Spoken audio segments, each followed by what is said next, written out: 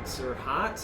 I want to confess, I didn't look at the itinerary for this at all, so I'm winging this. All right, just go with it. Just go with it. Everybody, it is the first boss room of 2016. Happy New Year. Yeah, Happy New Year. It's only almost February at this point. Sporting my death beard. It's almost my birthday. Sweet. This is my wife's not home beard. It's your birthday right now. Bachelor beard. Yeah, The bee beard. I haven't shaved in weeks. I don't plan on it. So yeah, we've got a good show. We're just we're gonna take your questions from the chat. We're gonna answer a couple questions from our from Twitter and Facebook, and then we're gonna check out a brand new dev diary, all about the QA process at Bosky, and then have Aaron Jones on after we show the dev diary to take your questions. So to show exactly how difficult and painstaking the process of testing a game can be. You know, testers are some of the most underappreciated people on a team often. Yeah, and I had no idea kind of like what went into it, but I had it's horrible. Yeah, it's crazy, like wall crawling and smoke tests and like all these other crazy words. They're the tip of the spear, man. So. Cool. So let's just go right into some social questions that we've received over the week. Yeah, my Twitter trolling's been very light lately. So yeah, we're just going to jump right into it. These are some people that responded to us on Twitter and provided their questions. Brian Turner on Twitter said, and this is in relation to the snow we've been having. Snowpocalypse. Other than Trammell heroically braving the snow to get to work, how was everybody else's snow day? Well, so I heard that he's at work, right? And Trammell, you were from St. Louis, right? Yes. So you've seen real winter. I'm from Boston. I've seen real winter. Even in Texas, you get some ice back when you lived out there. But it's one of those things like, you know, I'm sure you can handle the road as somebody who's driven in this crap. It's all the other idiots out there who don't know how to handle it. But see, that's the thing. Nobody's out there. Everybody's chickens out. So when I'm on the road, it's like 5 cars. So it's easy to drive. All it takes is 1 car. Yeah. So I messaged him. I'm like, dude, please go home. Just John don't Long. be a So hero. to answer the question, it was me and John Long at work Friday. On that Friday during that was the it. ice storm. Yeah. It wasn't an ice storm, dude. It was nothing. It was. Did you see the image of my I neighborhood? couldn't even get out of my drive. Well, see, I don't know what's up with your neighborhood. My neighborhood was bone dry. Oh, it was. Yeah, I saw the picture of your street. The street was bone dry. Look, dude. I mean, we got ice too, but it was just like the streets just like evaporated.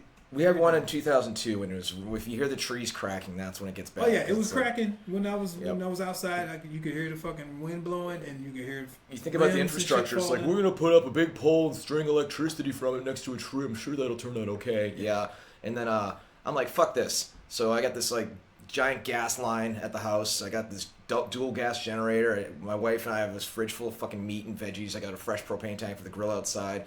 Beer, liquor, fucking everything. So we just rode that shit out. It was fucking. It was you're good to it go. was like a non-crazy version of The Shining. Did you lose power though? Not at all. That's the irony. Exactly. You got all this shit. It's like, But I've been in the ice storm 2002 where I was sitting in my home for 3 days. It's fucking like 30 degrees and that was hell. Oh, so you're gonna love this. So my power went out.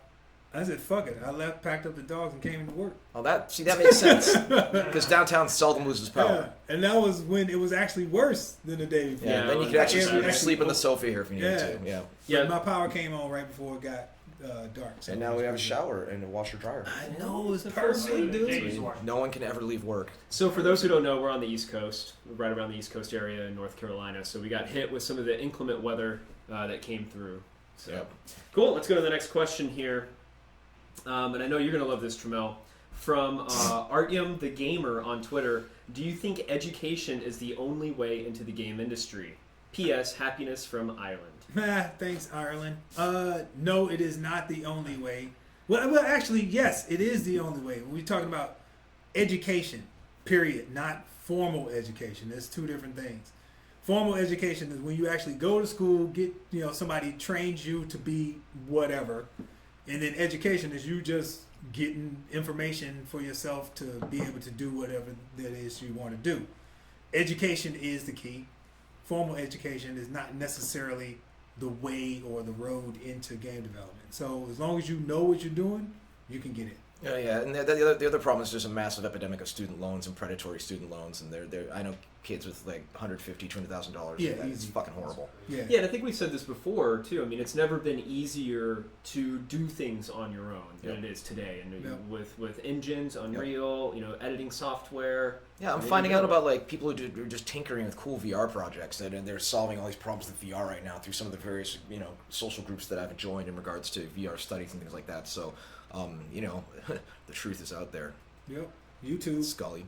That's all you need to do. So hey, you started watching? Yeah, I watched both. I rather enjoyed it. The second one with the glass. So good. My wife got chills. So yeah, greetings to Ireland. And one of these days, one of my best friends is from Claremorris and in Galway area. And one of these days, I'll make it over that lad. Cool. Let's go to the next question. All right. So I think this is kind of a two-parter here from Bic1234 on Twitter. Can you talk a little bit more about the animation process at Bosky? Also, what are you looking for when you hire animators? And I don't know if Tramel, if this is something you can maybe speak to. Or... Yeah, the animation process, as far as like in general, like first we've got a series of processes, which is basically we got prototype phase, which is design and animators working on kind of like proof of concept type stuff, which is kind of very loose animation, not really game ready stuff. It's not supposed to be because it's just kind of proving out the concept. And that just goes through like an iteration flow where you basically put something on the screen really quick and then test it and then you see how it works out and then you go back and forth. And then you've got like the finalization process where you actually utilize mocap, motion capture data, and some hand keyed stuff. All of our first person animations are hand keyed, so that's just you going in and actually animating by hand. We use a combination of hand keyed and motion capture data for like locomotions, so moving throughout the space. So that process is like, okay, if we want to get mocap data, then we've got to go out off site to go to a motion capture studio to get all of that stuff done, and all the other like hand key stuff is done in on the inside, basically, with our animation team, Ryan, Zach, Nick, and Randall. Yeah, I mean, the kind of game we're making, it's not one of those ones like, The Last of Us, like a Naughty Dog, where the character has to like lean properly and like, ours is very crisp. The gameplay drives the animation as opposed to some games like Tekken where the animation drove the gameplay. And our office isn't huge. Like we need every square foot we can get. We don't have the room for mocap setup or anything like that. Back at Epic they had one. I don't even know if they kept it. I think they have a different on-site one now because they got so big. But it's one of those things. It was nice to be able to throw on the suit. It's rather comfy spandex too. It looks really nice on. The little balls on it. Spandex. Little balls. And but yeah, for us it's just that's the way we handle it generally. My main thing is again, we need to make sure the game feels crisp and responsive. And anytime we have the animation lead the gameplay, we take that very, very seriously as taking control away from the player, which we generally 99% of the time try to not do. Yeah. And what was the second part of the question? Also, what do you look for when you're hiring animators? The ability to actually animate, the typical rules of animation, weight, exaggeration, anticipation, that type of shit. So it's like, if you know what you're doing, it really doesn't your reel doesn't really have to be anything in particular. It can That's it. It's cool. Like what you're doing, it can be demonstrated, within your reel. So like if I see like you got your little stick figure guy and he's doing whatever, it doesn't have to be like fully realized human character or anything like that. You can still kind of tell if they you got can it. tell what they're doing, like with the stick figure. So if they know their stuff, then they can get that point across with just the simplest of tools. Yep. There's a pro tip. All right, final question from our social is Marco Bruno over on Facebook asks, how high a priority is UI and UX design for you guys? What do you look for in a UX UI designer? First off, they're rare because if it's usually kind of that whole like a tech artist, both left brain, right brain. It's like a UI artist, working with a coder. They kind of have to know how to make it look good. They kind of know how to use all the tools, but they also have to know how to make it functional. So it's the ultimate combination of form and function. And when we first started the studio, I had a nibble. I heard about this guy named Dave Rose. He used to live out here and was working currently, I believe, was at Neversoft at the time. And he was in town, like interviewing or visiting. And I'm like, I got the nibble on him. I'm like, get that guy on the phone now. Like same thing with particle effects, folks. Like they're often the hardest to find, right? Mm-hmm. Tech artists too.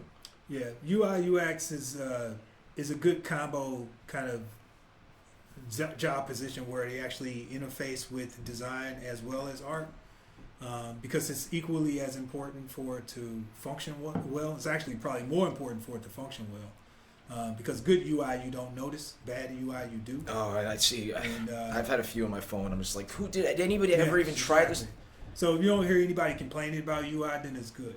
As soon as you hear a complaint about it, then it just falls apart. So it's really hard for that combination of design and the wants and needs for like to be cool looking and function well. Those things need to actually work together in a way that's just unobtrusive and not in your face. Have some animations, but not like you click something and you just want to get through that fucking thing as fast as possible. Yeah, that's a good point. All right, so we're going to transition to questions from the chat. We're just going to go straight into it. I saw that somebody was asking what my favorite Taylor Swift song is. I have to say it's probably Shake It Off. All right, she's on. You got your answer. There you go. From LND TV, this is a chunky question. In the past 6 months, every major esports company has been bought, acquired, or invested in, most recently Face It, with a $15 million investment. Thoughts on the evolving business of esports, ? And is it still possible for games to grow organically in the space? Well, I mean, we've talked about this before, talk about it again. A lot of people trying to put the cart before the horse in regards to esports. However, I just had a realization, if you want to create an entity that's going to get bought really, really fast right now, make an esports VR company. There you go, people. See, my opinion on that is a little bit different than yours, because I think if you're making a game for esports, like the current thought is like, I make a game, and if it becomes an esport and people accept it as an esport, that's what it'll be. But my thought is that it's not that way anymore, because there's so much shit you got to put into the game for it to be acceptable as an esport. You might as well plan from the get-go that it is an esport, and that it'll be utilized in that fashion. So from my angle, again, Tremel and I learned about American football the last 7 or so years, and so on any given Monday I'll come in and be like, dude, and he's like, I know you watched that game, holy crap, I can't believe this, that, and the other. And it's been one of those fun things to bond and geek out over. In studying football and just the way it always ends with drama or the interesting scoring or the injuries and everything, there's so many goddamn lessons that can be applied to game design from that same thing with, I said before, Scott Jordan, when he's doing our game types, it's like, these game types, it doesn't just have to be CTF, end with drama. That's one of the many things. It's like, end with excitement, end with drama, watchability, potential turnovers, occasionally a little bit of randomness here and there, aka the randomness of the ball. Shit, one day, once this game's out for like a while, it'd be fun to maybe play with, sometimes dynamic weather hits and the environment gets a little slippery or something, like, crazy shit like that, right? Yeah, and I think, so to go back to the question, I think it's a combination of both, because if you don't have a game that's fun to play first, I mean, nobody's going to play it. You can put as many features as you want. That seems like a given, though. Yeah, well, that seems like a given. You're going to make a game that's fun. Period. Like, that's everybody's goal. That should be the goal. Yeah, but right? That's everybody's goal. That's not any different for any. But other then added drama and watchability, right? Yeah, but you're adding that because that adds to the competition of it, which is leaning toward the esport aspect. I think that there are people. But if you don't add that drama, then it won't be a good esport. I think that there are people who go into it trying to make a game that is an esport first, and then it falls flat. I think that's it doesn't fall flat because it's not an esport capable game. It falls flat because it's just a poorly designed game. So I mean, regardless, what we're seeing here right now is, I've said this many times. There's a documentary called First Descent, and it was done by a friend of mine who basically loves snowboarding, and he kind of documented the rise of snowboarding, how snowboarding, just like skateboarding, was seen as a joke until Shaun White and all these rock stars come along and they show that it's actually really hard and cool. Like Muffy on the ski slopes is like, oh, it's some punk snowboarding kids. They're not real skiers. They're just little bitches, right? Next thing you know, snowboarding's huge. And one of the things I'm going to say in my PAX talk is the fact that, you know, what was nerdy and awkward and goofy years ago now is suddenly fucking cool and mainstream. And I think that, you know, the people who hold the purse strings, you know, are recognizing this, you know, like, you know, the young, you know, the younger crowd, you know, they'll watch somebody play a video game. It's the, you know, if they can watch it on, live stream a championship on Twitch or YouTube, and then they can even have a packed out arena, then that's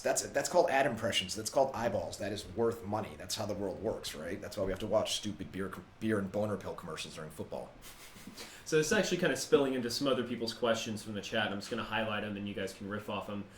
From Axe Madka, do you want to make a game that is fun and for cozy evenings, more arcade style, or more hardcore esports title? Cozy evenings. Like, What's what your, is you that? got your computer by the, you got your computer with a giant wingback chair in front of a fireplace. Who's getting cozy with PC games like that? Get the slippers and a robe, a little cognac, you know. I think it needs to be somewhere in between. Like, I don't think we want to just, like you said, you don't want to make a game that's just an esport game, because then you lose the thing that makes it, like the meat of it, that makes it the game. Because You can still have flag football after work with your friends and then go watch the Super Bowl, right? That's my whole point. It's like a lot of those dynamics still work, but it's that much of a different level when you have people earning millions of dollars. Right? I think that the esport crowd is more about the details and how how things are actually connected, like how, you know, I can do something as a novice and still have fun, but as you go into like an esport at a higher level, you're doing things that, like in football, you're doing things that other people cannot do. But, you know, I can go run a route, but I'm nowhere near as good as somebody else running a route. Or I'll never be able to catch a pass like, you know, Odell Beckham, because I'm just not that good. But I can run out to the end zone and catch a football. It's the gloves. Yeah, that actually goes into a Destro 8800 is asking, and I'm going to summarize it. How are you guys avoiding that type of problem? Making a game accessible but not too friendly of a game. I mean, it goes back to chess. Easy to learn, lifetime to master. You know, that's just also game design 101. You know, like the same thing with the football thing. You know, we can go in my yard and toss the pigskin around, you know, or even have a pickup game with some friends in the park. But, you know, because it's fairly easy basic rules. I mean, just to learn, you know, get the ball past the line. You don't even need to know what a 2-point conversion is or an onside kick or any of that shit yet, or even, you know, what some of the penalties are. You can just appreciate guy, ball, over line, and then go from there, and then kind of start to get into the deep depths of fantasy leagues and player injuries and shenanigans off the field and things like that. Cool. So it's almost we're about 16 minutes into it. So you guys keep your questions coming. We'll look at them over the video, ask during the video, and when we come back, we're going to have Aaron Jones with us. He's our QA lead. So if you have any QA questions you want for him, get them ready. Shake it off. Thanks. All Thanks right. for jumping on, man. Peace. Shave. All right. Cool. So let's check out the video. All right, got a tie game. They're on? No, it's us. Never mind. Did you score first or last? First. You're losing it. Who we got over here? No, we want to make sure it's Red fair. detection? Like, I don't know if that's something new. Where's that? You'll see it when Like around the outside? Yeah. Outside of what? Huge Like and back blurry here? right now. Yeah, you'll see, well, when you're not playing, it'll be like, it'll tell you where you're getting hit from, Okay. and it does look a little different than it has in the past. Is it kind of like jersey or something? Like Yeah, red it or looks red? a lot bigger. Okay. Is that what you're seeing too? Is that what you're talking about? We'll have to talk to The low one I got you. Dan to see if that's intended or not. That's okay. Yeah, that big fuzzy one. QA, or quality assurance, is one of the most important and often least visible areas of game creation. From seasoned veterans saying that it's the way to get into the industry, to those who are embedded in it on a daily basis who love what they do, it's equal parts allure and mystery. Some studios have a QA staff of hundreds, and others, like ours, has a small, dedicated team that must make sure that the game is firing on all cylinders and that the game is playable each and every day if possible. I often overhear QA talking about wall crawling sessions and other weird combinations of words I don't really understand, so I thought, why not make a video about it? So what really goes into quality assurance, and how exactly does QA work? Well, this is how we do QA at Boss Key.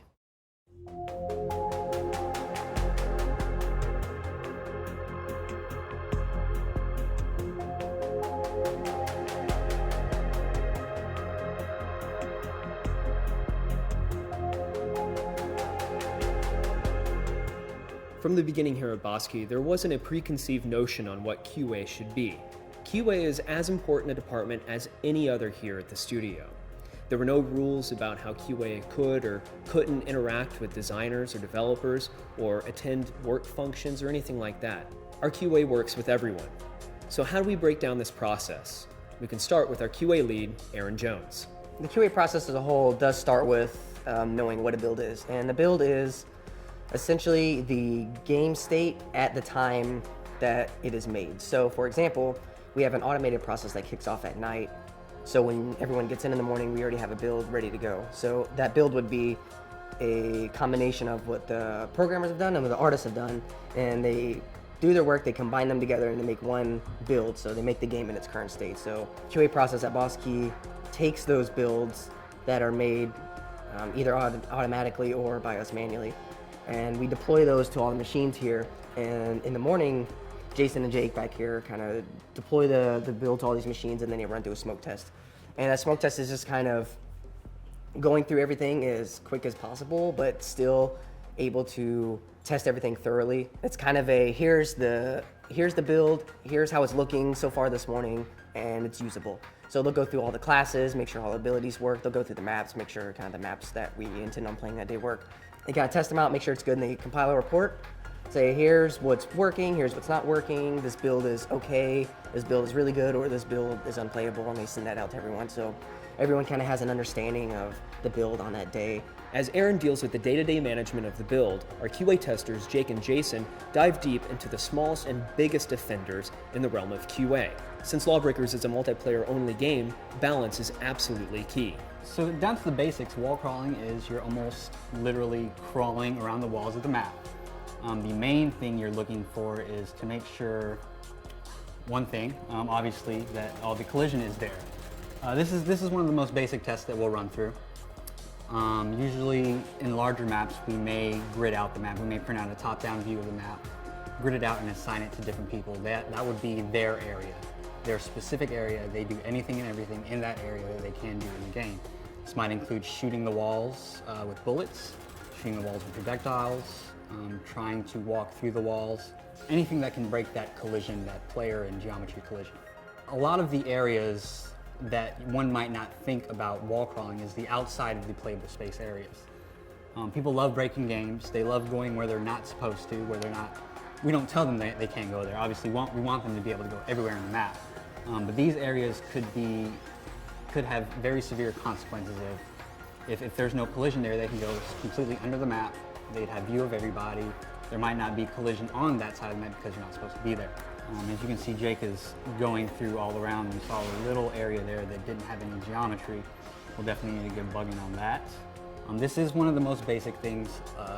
Talking to many other testers, this is probably the one thing that they hate the most because it's tedious. You're literally walking against walls all day. And if you don't have good collision, if you can't navigate the map properly, if you can't shoot through things and not shoot through things that you're not supposed to, then the game is broken. It's a cycle. Some bugs are found by the team during playtest sessions and then reported to QA. Other times, QA finds bugs before the playtest sessions, and they have to put the playtest on hold until the bug is fixed.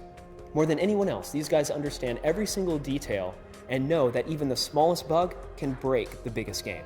So a game-breaking bug, usually we find during our initial smoke test of the day. First thing we do is get a bug in, get all the valuable information. If it's crash, get logs of the crash, running in debug. If it's a gameplay breaking issue, we'll get videos, we'll explain in the bug why it's a game breaker. And that's the top priority, get that fixed. Everything's on hold until this is fixed. We can't have any play testing. Everybody loves play tests, so they're definitely gonna fix that right away. At the end of the day, constant iteration and play testing is what it's all about. What's cool is that everybody here at the studio wants to play the game each and every day. Playtests here at Bosky are definitely part of, they're a major part of the QA process and the company as a whole. I've seen in the past, and other people have mentioned this as well, at companies they've worked for, and I've even read about it, how playtests for them have been kind of something they don't want to participate in. They either don't like the game, or maybe they just don't want to keep playing the game. They're not having much fun in it. There's various reasons, too much work to do. Here, we have too many people that want to play the game, mainly because everyone's really passionate about the game and they enjoy playing the game. And if you enjoy what you're working on, enjoying what you're playing, you really have a stake in how the game is made. If you're kind of apathetic about how you're going to go about something, then you're really not going to put that into your game. So the fact that everyone here, it gets incredibly emotional, and there's some harsh words thrown around about how playtests end up and smashing keyboards, like that's either really good or really bad. Hopefully it's really good. So far, so good. We love playing it. The road show that we've been on, everyone has enjoyed playing it. We brought people in who enjoyed playing it, so I think that's really going to work out for us. QA is different depending on where you are. From studio to studio, the minutia may vary, but at the end of the day, it's all about delivering an experience that is playable and balanced. Here at Boss Key, we're all QA testers to some degree. If you missed the previous Dev Diaries, head over to our LawBreakers YouTube page to check them out. For news and updates, follow us at Boss Key and at LawBreakers on Twitter. From everybody at the studio, thanks for watching. Mike Sott. There he is, QA lead. Aaron Jones now accepting speculative applications. Speculative. It's on the website. Just look for a speculative application. So QA, thanks for doing that. And also Jake and Jason took a little bit of time out of their day.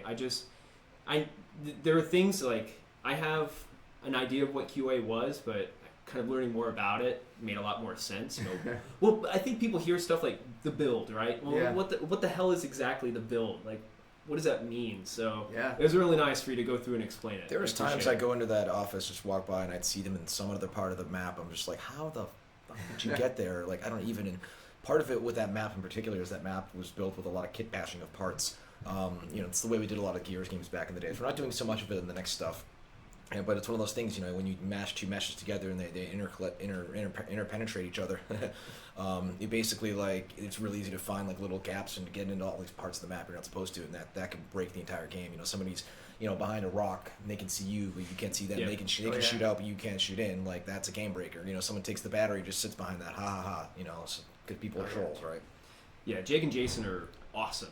Those guys are super crazy talented, and I learned a lot about their job doing this Dev Diary, so big ups to them and props, because it's not an easy job. Yeah, we play games all day. It's the number one thing you always hear, and it's immediately just say it again. Yeah, say, oh god.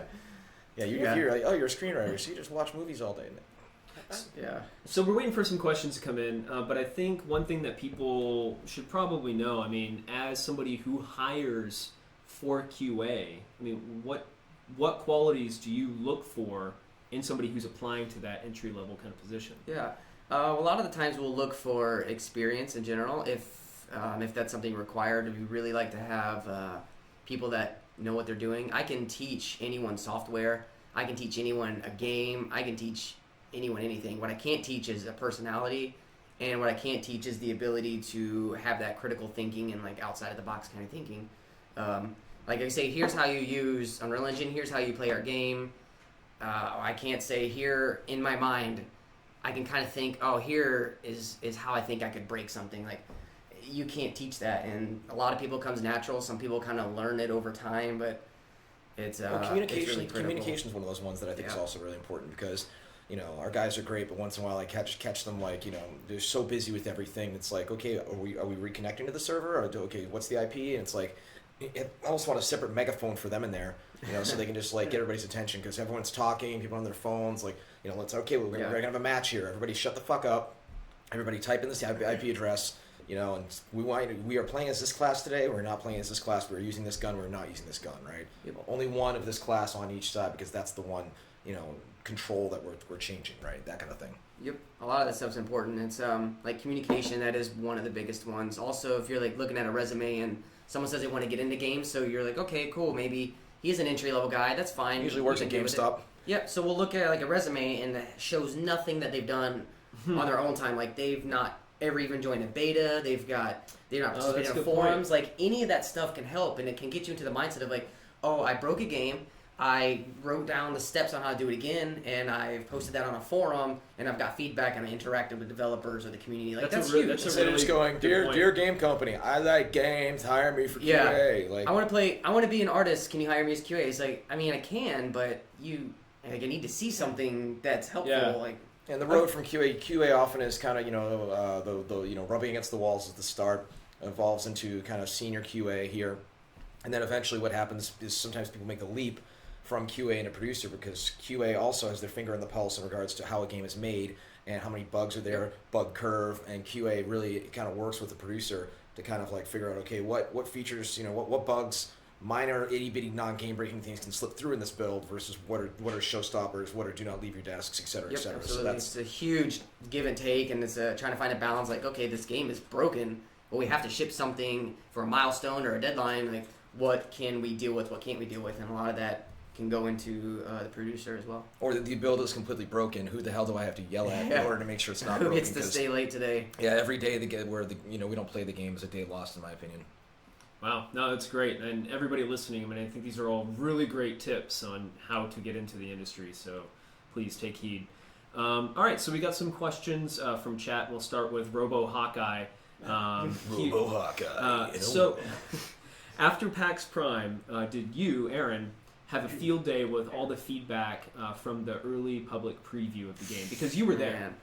Yeah, I was there. It was chaos.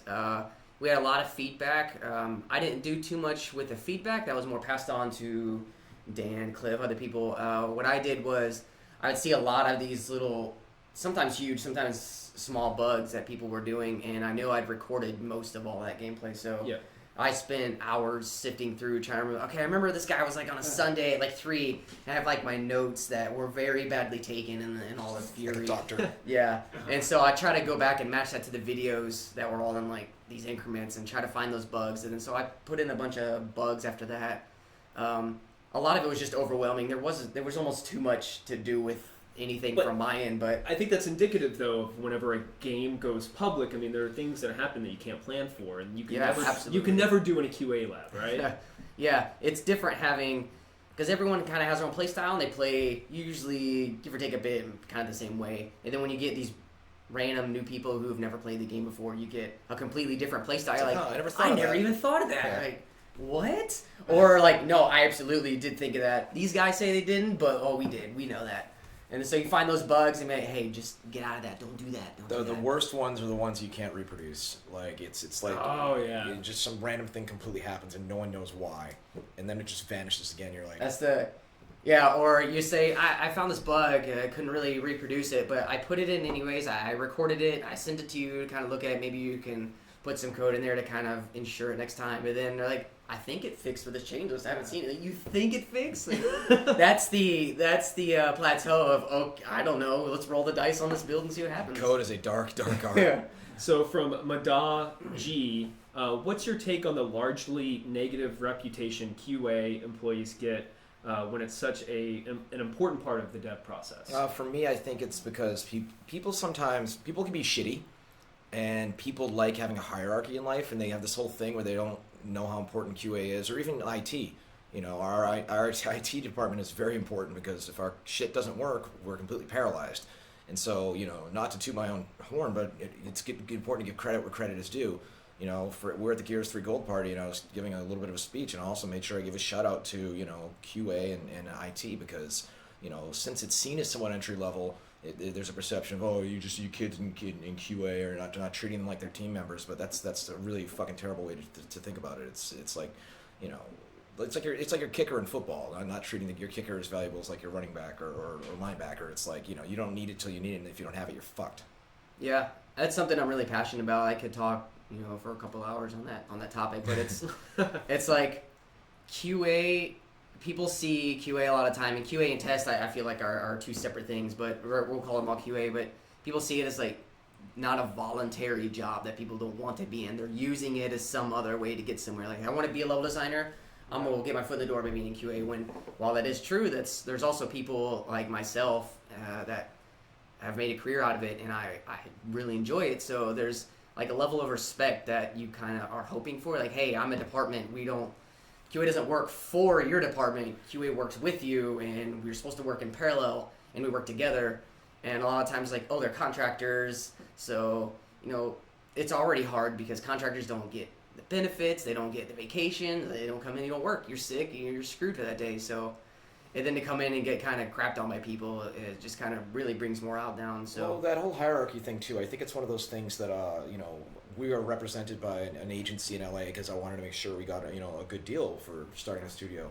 And the way it works literally out there is the idea there's a mailroom, like somewhere in the bowels of the building, and if the goal is like if you're in the mailroom, you're like the low rung of the ladder, and then you hope one day you might be able to become a super agent or something like that. And it's not really the same, but people for some reason are like, oh, he's just down in the mailroom, and so some people want to do that shit with QA, and it's the absolute wrong way to think about it because it's fucking important stuff. Task QA, all of it. yeah. So that actually goes into this question here from Ultimate Patty in chat. I read an article once that said QA testing rarely leads to future opportunities in game development, which you guys just talked about. What's your opinion on that subject, and how is Boss Key treating their QA team? Do they have the opportunity to move to another field in the company at some point? From my end, it really depends on the person and their skill set. You know, if all of a sudden we find out, you know, one of our testers, he can do really good particle effects, and that you know he's been at home working on it in his spare time, and like, you know, well, heck, you know, we might be able to, you know, make a lateral movement over to the art department, and you know, from testing QA, and then you know, open up a slot for someone else who you know is interested in doing that. And it does happen. I mean, I wouldn't say it's that rare. I mean, a lot of people I know, they either stop, you know, they're usually working at GameStop back in the day. This is a younger generation, and then they applied, you know, with their knowledge of games at a company, got hired in QA, and then you know came, you know, either became prolific and good at QA and shipping games, or decided to move to a producer or move to whatever, right? So you know, John Roberto, right? He was in QA at Epic and made a lateral movies designing games over Amazon now. You know, so it really depends on what's right for you and what your right skill set is, in my opinion. Yeah, it's absolutely is. Some people will always be a contract tester, and that's just their personality. That's just, they don't take. It's not necessarily their bad. It's just that's kind of what they're good at, and that's just, they're okay with that. If on the other hand, you in your spare time, you learning new tasks, you learning new things, like Justin Harry, who works here as well, like we did this same thing. We both kind of took up programming. We started learning programming in our own time. We started trying to learn all these other things, like I was learning SQL, learning C++, like a little bit of Java, like all these things, and then we become more and more useful to other departments who are requiring that kind of knowledge. Like, okay, now I'm not just reporting a crash and giving you it. Now I'm giving you a call stack from a dump that I got in the game that spit it out, and you put it all together. And now instead of giving them this bug with all this work they have to do with it, now they have a call stack, and you can even point in the code like, hey, here's what's happening. So it's kind of making yourself more valuable, and it will really help you get ahead. And there's absolutely places you can go, whether it be a lead or manager or producer, or if you want to make a lateral to some other department. It really is what you want to make of it. And I guess it's also part of the company as well. I mean, sometimes it's really hard for companies to hire like 200 testers, regardless of how good they are. Yeah. So you gotta kind of stick yourself out from the crowd there. Hope the audio's okay. That mic looks like it's sagging. Oh, we got a droopy mic. Yes, a saggy. I think we're okay. Let us know if there's a problem with the audio. Like a Pixar mic. It is. It's sad. So we're only going to take a couple more from Ariel in chat. At what point does a game become alpha, beta ready, and how does QA use that feedback? I don't know if there's previous examples so you can. Well, I don't feel like it's ever ready. Like we can always find a bug in there if you want. Like there's a few things we did that whenever I was working on the engine. Like there's always, well, I need a bug today, so I'm gonna do this. So there's always that.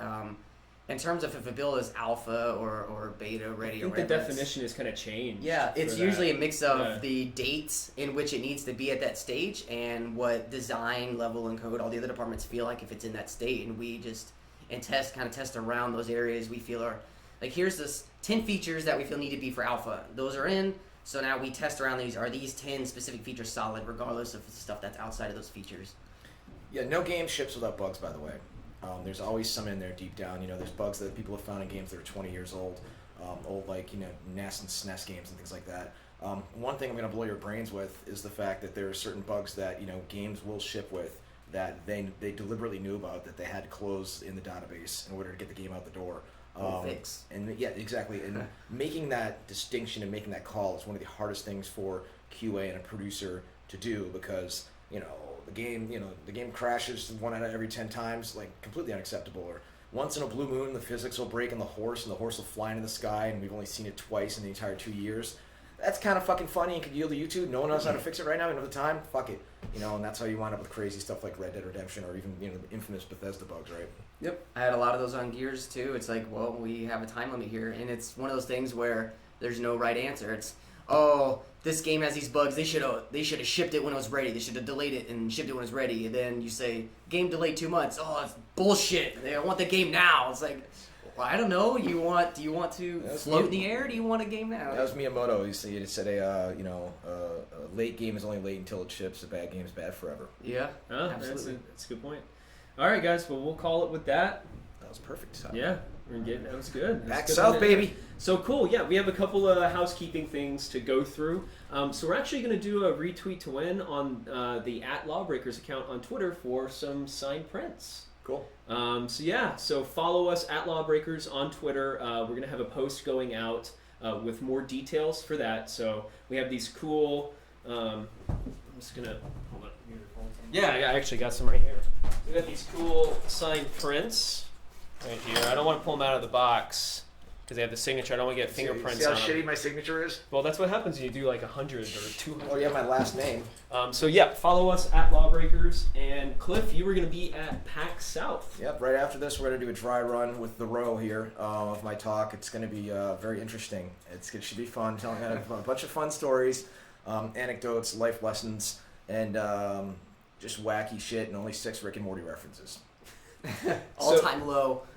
So we will be. So just follow us on LawBreakers or @BossKey. We'll be promoting that whenever that goes live. Oh, and 9:30 Central on Friday. Twitch.tv/PAX is where they're going to stream the talk. And I'm sure somebody's going to archive it. Cool. So guys, everybody, thank you for joining in. Yeah, 2016. Stay warm. It's going to be a crazy year. Get a game out this year. Yeah, Tiny Rick. Thanks everybody. We'll see you soon. Mike's out.